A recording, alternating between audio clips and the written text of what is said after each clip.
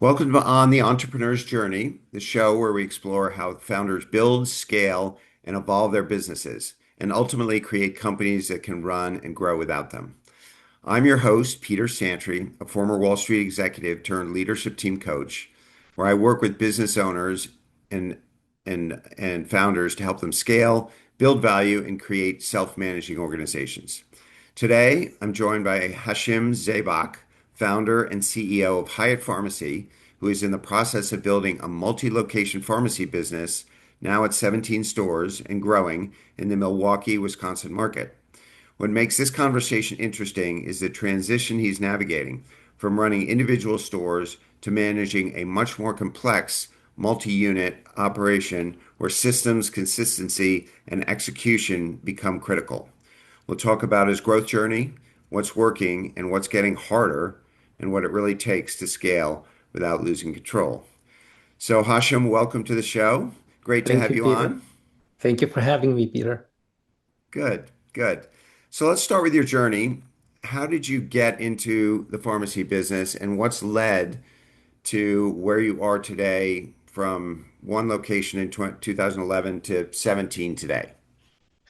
The reason I am a pharmacist today, it was actually one of my dad's wishes. He wanted his son to be a pharmacist because he couldn't do it because of the circumstances in the Middle East.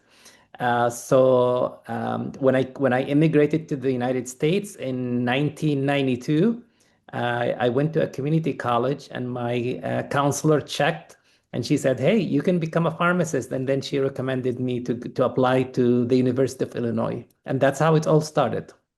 Ah, excellent. Excellent. So you went in, you worked for some, in prior stores, and then what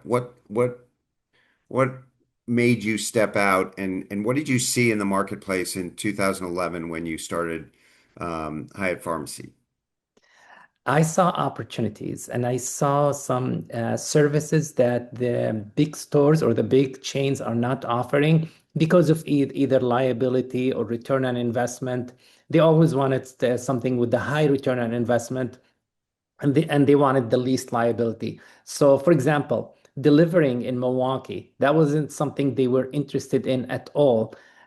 So we were one of the first pharmacies in Milwaukee to offer home delivery. And in the communities we served, especially in certain zip codes, many people don't have cars, and they go to the pharmacies using the bus, the public bus. So by us offering that service, yes, it does have its own liability. Yes, maybe the return on investment is not as good as when somebody comes to pick up the prescription in the pharmacy, but at the end, it offered something unique, and that's one of the reasons we were able to grow our business. And then also the customer service. You know that when you go to an independent pharmacy, the pharmacist and the technicians are going to know you by name. They're going to probably pull your prescription before you even get to the counter. And that's something that's harder to get in the big chains. It's that emotional connection with the customer is something that we are proud of, and we always try our best to get to the top. Right, right. And that is actually one of the questions I had. The big change, well-capitalized players, you have to really position your business and create services that they're not doing. And it seems like home delivery, personalized, attention at the counter were two of the things. But also, I seem to recall that of your 17 locations, you actually located some really close to or actually in medical clinics. Was that also a competitive advantage for you? Our first two locations were actually in clinics because in Milwaukee, it's pretty cold. And in the wintertime, nobody wants to get their prescription and then go to the big chain down the street and wait for an hour. It's a lot easier when you get it all in the same building. So we built a couple of pharmacies inside medical buildings. Those were independent physicians. And it was great. The customers loved the convenience of being able to get their antibiotic or get their Tamiflu or get their blood pressure medicine before they leave the building. And then we try to improve the adherence of those patients by offering them also consultation, talking about why they should take their blood pressure medication every day, why they should not skip their insulin, why they should use their inhaler on a daily basis. So all of the above can help the patient be more adherent and stay on the medications the way their doctor wanted them to. Right, right. But that was but being not being on the corner, retail location, but being in a medical center, I would think, something probably a lot of the big chains have not been able to do or haven't chosen to do. And that brings you a maybe more of a captive audience for your Yes. stores. Yes, and even for other additional services, like for the vaccines, people like it because they can get vaccinated right away. If there are even like over-the-counter medications, they can buy the medications from us. It's just a lot easier for them. We make their life easier by offering all these extra services, and they like it, and they come to us. And every week we measure the number of prescription that got transferred to us versus the prescription that transferred out. And usually it's a 3-to-1 ratio. So we're getting three prescriptions that are transferred to Hyatt for every one that transfers out. Wow. Wow, that's great. I mean, that's built-in growth. I mean, you don't have to open new stores if that's happening. So Yes. interesting. So you start with those two stores. They're in medical clinics, which has all nice advantages, weather competing. But then you have to grow bigger. And then at what point did the business start to feel different? You no longer know all your pharmacists. You no longer, the locations are a little bit far flung. The culture has to be exported. What happened? Where did the business start to feel different, and where did it start to get more complex? I think when we got to like 6 locations and when we got to 50 employees, it became a little bit more challenging to know every single pharmacist, every single technician, every single driver. When we first started, I mean, I knew them all. They knew me. They had easy access to me. They can always just come and meet with me. They can text me to meet. But then at some point, it becomes really hard. I mean, you want to continue to do it, but it becomes really hard. So we start delegating and having other people take care of those employees, whether it's a store manager or a district manager. And right now, I mean, I still get people who ask me to meet with me, and they can be maybe a cashier or a technician. So I still try to offer a percentage of my time to take care of that. It's just hard to do it 100% of the time. Yeah, yeah. And how did what were the things that you first really noticed that were slipping? What were the changes that you said, I've got to address as you went to six and more stores? And how did you prioritize them? Efficiency. I think that the biggest challenge is efficiency and making sure that we use the least number or the least amount of resources to fill the prescriptions. So when I worked at one single location, it was easy. I knew what supplies to order. I only kept the minimum number of bottles on the shelf. So because those medications can be very, very expensive, and having too many bottles can really hurt your cash flow. So I was able to control all that when I was at the store. But when you get multiple locations and you can't go and work with them on a daily basis or sometimes even on a weekly basis, efficiency can be affected negatively. Yes, most definitely. And I want to talk about that because inventory is the critical piece of your business. These are expensive medications. You have to have a bunch on hand so you can fill. How are you thinking about managing inventory across all your locations today? Have you had to open up a distribution center, or what's the next move, or what's going on in managing your inventory? I mean, we try to use technology as much as we can to control the inventory, but technology is not perfect. You still need that human person or the human being to get involved and make some decisions. So we look at our inventory daily. We have an inventory manager, and his job is to look at the inventory daily for all locations. He can monitor that from a central dashboard. And based on he decides sometimes to move drug from pharmacy A to pharmacy B because pharmacy A is not using it anymore, and pharmacy B Hmm. now has a new patient who's using it. And some of those prescriptions can be $5,000 per box. I mean, even sometimes even more. So they're not cheap at all. And if they expire on you, then you've lost a significant amount of money. Now, recently, in the last few years, the GLP medications, the GLP-1, like the Ozempic and The Wegovy, peptides, yeah. peptides, Yeah. and they became extremely popular, and they're very expensive. So no, no, and they are different strengths. So for us to keep every single strength on hand and every single box, I mean, that added a huge amount of money to our inventory. But we still try again, to keep it the minimum number of boxes in the Hmm. refrigerator. Hmm.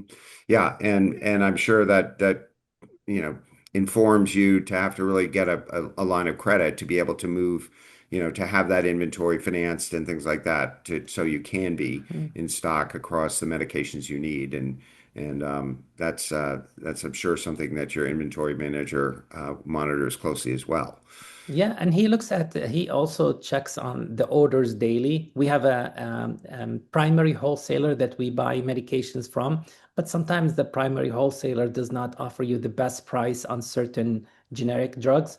So he shops around, he finds other suppliers that have the medication cheaper, and then we have a central warehouse where all these medications can be shipped to, and then they can be distributed from that central location. Hmm, that's great. Sounds like he's got an important job. Yes, he does. And he's I mean, he's more like we have a total of maybe 5 to 7 million dollars of inventory at any point. So if you increase that by just 20%, that's a lot of cash that you have to come up with to increase your inventory. And so Yeah. it's an extremely important job. Yes, yes, definitely. And I know, and I of course innovation and new drugs and all that stuff and demand for them. I mean, this is a more curious question than anything, but did the GLP stuff really bolster your business? I mean, is this whole class of drugs made your business grow a tremendous amount, or I'm just wondering about the effect of a new, breakthrough blockbuster like that. When it comes to affecting people's health, I think they're wonderful. They've helped millions of people get healthier, where their weight got better, their sugar got better if they have diabetes, their cholesterol got better, blood pressure, all of the above. So they're really great medications. Now, the challenge with them is cost.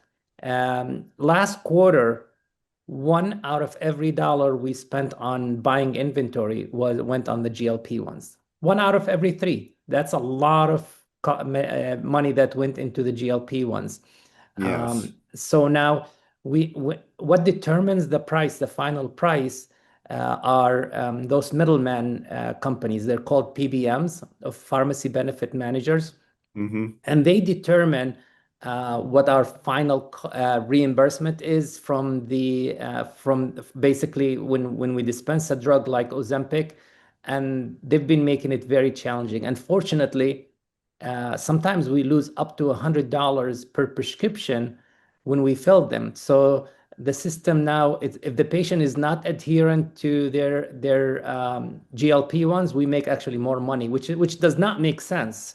But Wow. yeah, and with some plans, yes, that we do make a little bit of money, like with the Medicaid, for example, or with certain PBMs that are fair, we can make $20, $30 per prescription. But with some of those PBMs that are not, they really hurt our business, and we've seen it. Actually, some pharmacies now, they don't even carry them anymore, so they've been transferring the prescriptions to other pharmacies. We've decided not to do that. We've decided to keep them and take care of the patients, and just keep doing it until there's a solution with those PBM companies. Wow. Wow. So you actually regulatory and pricing from pension prescription benefit managers can actually s- vastly affect your profitability. And you Yep. actually have some lost leaders, which I didn't even know. Yes, Wow, that's an interesting part of your business. So it is. let's talk about you. You're now at 17 stores, and how about consistency across locations? You have to have the right culture, as you said. You need the efficiency. If I walked into three different stores, would I experience the same business, or would it be one operating a lot better than the other? What would I see? Honestly, we're still having a challenge with that. I would be lying to you if I told you that it's exactly the same in every pharmacy because the way they're built is different. Their locations are different. Some pharmacies are only 500 square feet, and some other ones are 5,000.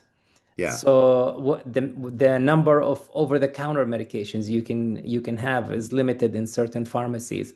Now, in order to help with that, we do have a full-time trainer, and the trainer's job is to go around, train people, make sure that everything is done the Hyatt way. When they're filling prescriptions, when they're dealing with customers or transactions. So I think finding the right trainer was the solution for that. Hmm. And of course, we do have meetings at the headquarters.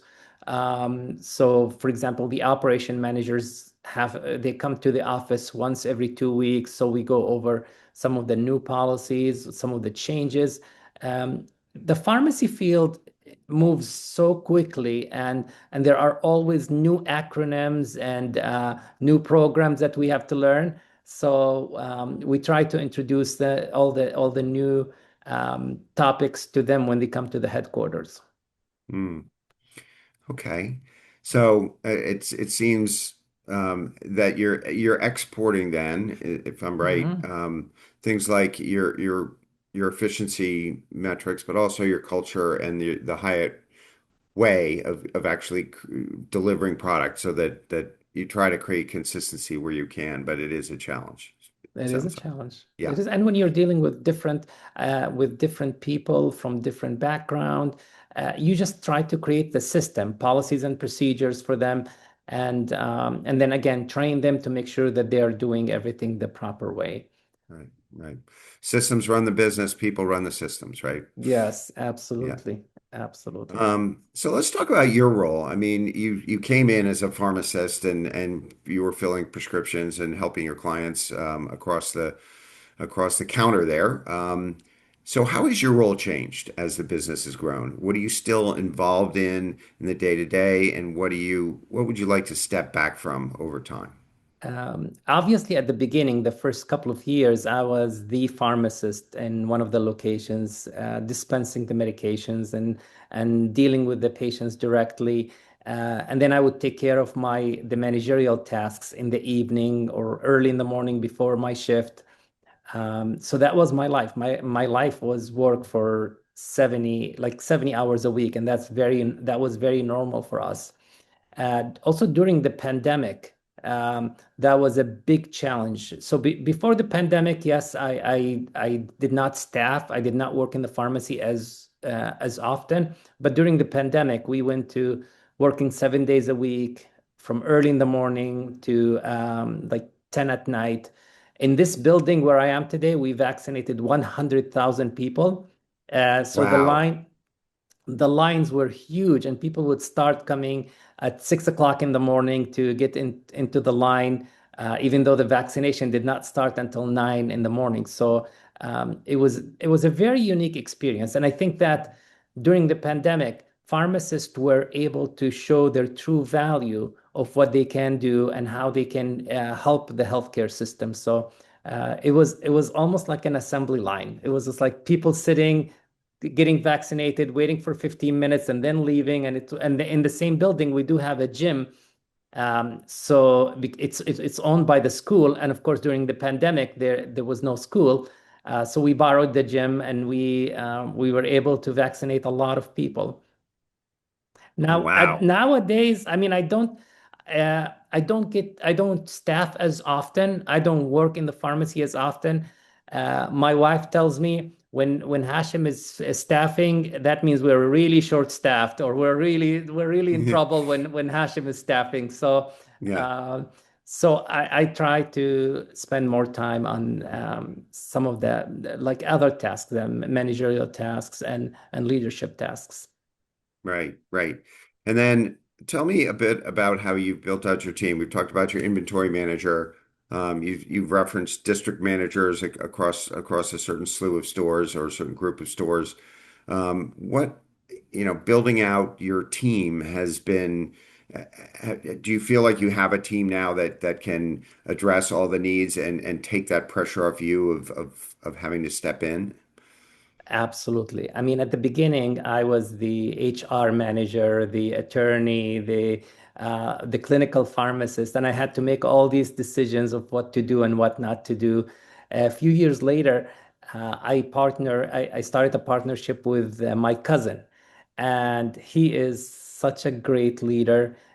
He's a business background, so he's not a pharmacist, which is really good. So he was looking at the business, treating it like a business, taking care of it like a business. And we hired a lot of people like who had experiences in the past in leading other people. So today we do have the finance manager, we have the HR manager, we have the clinical service manager, we have few nurses, and we have the manager of nursing. So different people handling different departments, and yeah, obviously I work on the business now versus working in the business. Right. And do you feel like, I mean, it sounds like he complemented your unique abilities of being a pharmacist and really a retailer, and he was really able to look at the business and take over a lot of those functions. So it sounded like it was complementary and you were able to work out your roles within that Yeah. sort of executive suite part of the management team. Yeah, I mean he loves Excel. He can spend hours on certain spreadsheets to find out how we're doing financially and how things are going, versus me. I just like to be a pharmacist. Yeah, yeah, that's a beautiful, sounds like a very nice pairing. Yes. So let's look forward. You've been through the pandemic. You're up to 17 locations. You still have like some growing pains within the stores, but you're working on them. What does the next phase of the business look like for you? Is it more locations? Are you going to turn inward and deepen your infrastructure? What are you going to go geographically? What's your thought here, Hashim? I think that the best thing to do right now is to focus on what we have, create a great infrastructure where we have the best culture, the best operation, and that's very challenging, just like we said earlier. Now, in addition to that, when there is a good opportunity, like for example, in the next few weeks, we're buying a rural pharmacy in Wisconsin, and Wisconsin, 80% of Wisconsin is rural. So this pharmacy, the owner wants to sell it, and we have a pharmacy that's about 5 miles away from it. So we think it's going to be a good acquisition. So, but we're not really looking for expansion at this point. We are just looking for to take care of the business we have, and if there is a good opportunity to take care of it, but or to take advantage of it. But otherwise, we're really focusing on locally. We're not planning to get out of Wisconsin at this point. Maybe in the Mhm. future, but right now our focus is Milwaukee and surrounding cities. Hmm. It sounds like too, if the ratio of prescriptions being transferred in versus transfer out, you have a nice, really internal growth embedded in your business right now, where you're capturing market share from others or Yes. increasing the market in where you are. It sounds like there's growth without having to go and open new locations. Is that accurate? Yes, there's growth, but organically. And in addition to that, we're also growing in the number of services we offer. For example, right now, if you walk into our pharmacies, you can get your A1C checked for diabetes or your cholesterol. We do have machines to check for that. Patients come to us for all the time for vaccines. We offer all kind of vaccines, including international traveling vaccines. So again, you have to look for new sources of income because PBMs, the pharmacy benefit managers, they're making it really hard for us. And in order to stay in business, we have to look for other sources of income. Yeah. And here's kind of a catch-all question, but given, and I know you, it sounds like your cousin may be the right person to ask this, but I'm sure your customer retention, because of you're kind of aligned with a lot of clinics and you get a lot of repeat business. That kind of cash flow generally is attractive to people who are acquirers of businesses. Are you starting to see private equity and other sources of capital being attracted to a regional pharmacist like yourself? Is that something that's starting to happen? I know I see it in a lot of other industries that I coach that have this same sort of recurring revenue structure that you have. We in our business, a lot of times chains, the big chains try to buy the independent pharmacies like ours. So we do get requests every 3 to 6 months from one of the big chains in the area. At this point, we really are not interested in selling. We have our own internal growth. We Mhm. think that we can do more. And I'm 51 years old, so I still have energy A lot to of tread on the continue working. tire. Yes, Yeah, we can. I can do yeah, that, God willing. yeah. But we do get those requests all the time. Yeah, yeah, I'm sure. I mean, I start to see the building blocks of something that would be attractive to an outside investor, whether it be strategic, like you're talking about, or even maybe even private equity looking at it. If I decide to sell at some point, I really would like to keep this independent. There is a beauty about being independent. There are like you can offer a lot of things that normally are not offered by the big companies. So I like it the way it is right now, and God willing, one day I will be able to sell it to somebody and keep it as an independent pharmacy. Yeah, excellent. And last question, if you were giving advice to someone trying to scale a multi-location business, what would you tell them to get right early? Or where did you have a mistake where you didn't, Two that sort of you'd correct if you did it again? two things: location, location, location. And the second thing is networking. I cannot overemphasize how important that is in growing the business and in meeting other people who will offer you opportunities.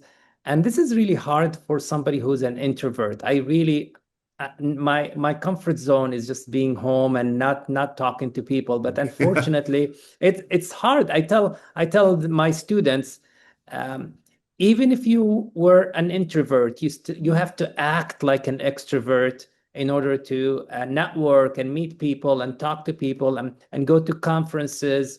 And I mean, I'm lucky because my wife is 100% extrovert, so she does a lot of networking, and sometimes she brings us opportunity herself. Hmm. My children too. My children are growing. They are. My daughter is an extrovert, just like her mom, and so they come with us to certain conventions. And then my middle son and my youngest son, they are one in college and one is in high school. They're also doing a good job networking and bringing us more business. Wow. Okay. Okay, well, we'll stop there. And Sure. I love that you're creating differentiation and availability for drugs to, larger swaths of your market and that aren't reached by others. And it's a great story to see Thank you. how you've grown the company. Thank So you. we'll leave it there. And so Thank you. thank you for being on, Hashim. And until next time. We will see you on the entrepreneur's journey. See you next time. Thank you. Thanks, Peter. Have a nice day.